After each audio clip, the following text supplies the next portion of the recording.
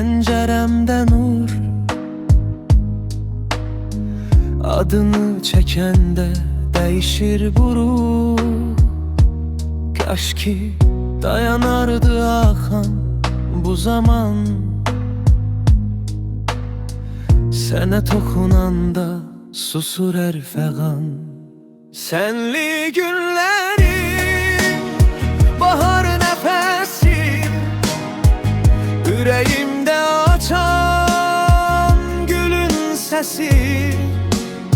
Her hatirede izlerin qalar, sensiz bu dünya boşluqdan salar.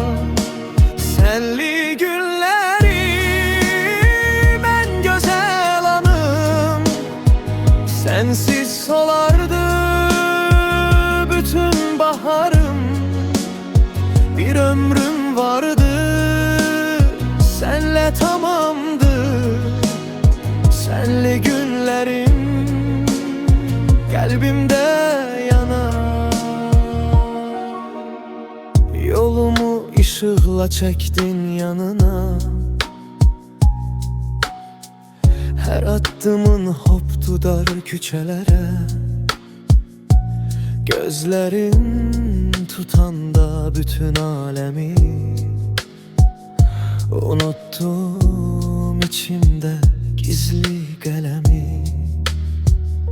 Susanda belə seni çağırır içim, her nefeste gizli sensen bilirəm.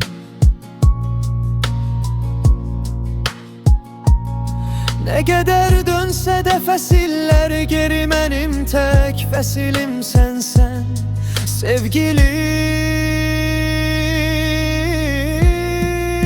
Senli günlerim, bahar nefesi, yüreğimde açan gülün sesi. Her hatirede izlerin qalar, sensiz bu dünya boşluqdan salar. Senli günleri ben güzel anım, sensiz solardı bütün baharım. Bir ömrüm vardı, senle tamamdı. Senli günleri kalbimde yanar.